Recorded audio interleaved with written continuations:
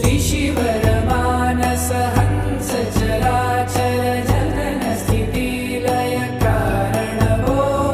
साम्ब सदा शिव शम्भो शङ्कर शरणं मे तव चरणयुगम्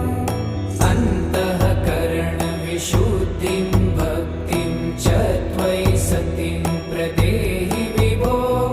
साम्ब सदा शिव शम्भो शङ्कर शरणं मे तव चरणयुगम्